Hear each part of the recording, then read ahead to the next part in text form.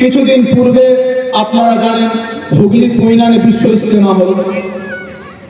কিছু আলেম ওলামা ছুটকেরা তারা বলছে যে বিশ্ব ইজতেমা যারা গিয়েছে তারা ভুল কাজ করেছে, এসব বিশ্ব ইজতেমা করা যাবে না। কেন 2-2.5 কোটি 3 কোটি লোক হয়ে গেল? তাদের হিংসা। কেন? তারা বলে তবলিগ করা যাবে না, তবলিগে কোরআন শরীফ পড়ে না, এরা হাদিস পড়ে না, এরা ফাজাইলে আমল নিয়ে ঘোরাফেরা করে, বিরোধিতা করছে। ওদের দলিল হল দারুল দেওবন্দ দুভাগে ভাগ হয়েছে, দারুল দেওবন্দ হয়েছে, দারুল ওয়াকফ দেওবন্দ হয়েছে। আরেকটা দারুল সাহারানপুর ভাগ হয়েছে, সাহারানপুর ওয়াকফ হয়েছে, সাহারানপুর কাদিম হয়েছে। আরেকটা প্রশ্ন তবলিগ দুভাগে ভাগ হয়েছে, একটা সাদিয়া তবলিগ হয়েছে, একটা আহমদুল্লাহ সাহেবের তবলিগ হয়েছে। আরো একটা কথা জমিয়ত দুভাগে ভাগ হয়েছে, একটা হলো আরশাদ মাদানী ওয়ালা জমিয়ত হয়েছে, একটা মাহমুদ মাদানী ওয়ালা জমিয়ত হয়েছে। আরো নানা ধরনের ফিরকা। আরে বাবা, তোমার কেন কি অসুবিধা? যত ফিরকা হবে ততই তো কাজ।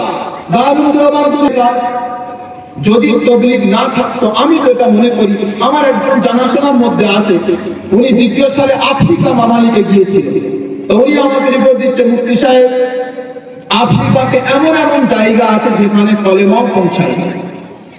একটা লোক এরকমও বলছে যে আপনারা তবলিগ সবে নিয়ে আসছেন, এর পূর্বে আমাদের পিতা গিয়েছে, দাদু গিয়েছে, পরদাদু গিয়েছে, তারা তো বেদ্দিন অবস্থায় দাফন হয়ে গিয়েছে, এদের হিসাব কে দেবে?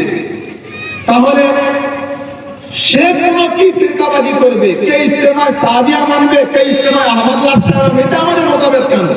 দিনের কাজ করবো আল্লাহ পাককে খুশি করার জন্য। দারুল দুভাগে বিভক্ত হয়েছে তারা বুঝবে, আপনার কাজ আপনি বুঝে নেন। জমিয়ত দুভাগে বিভক্ত হয়েছে তারা বুঝবে, মাযাহিব দুভাগে বিভক্ত হয়েছে তারা বুঝবে, জামাত তবলিগি জামাত দুভাগে বিভক্ত হয়েছে তারা বুঝবে। এজন্য আমি বলবো আপনার এটা তবলিগি মার্কাজ, এখানে এলাকা তবলিগি। তো দিনের কাজ আপনি আল্লাহ পাককে খুশি করার জন্য করবেন, কারো কথা মানবেন।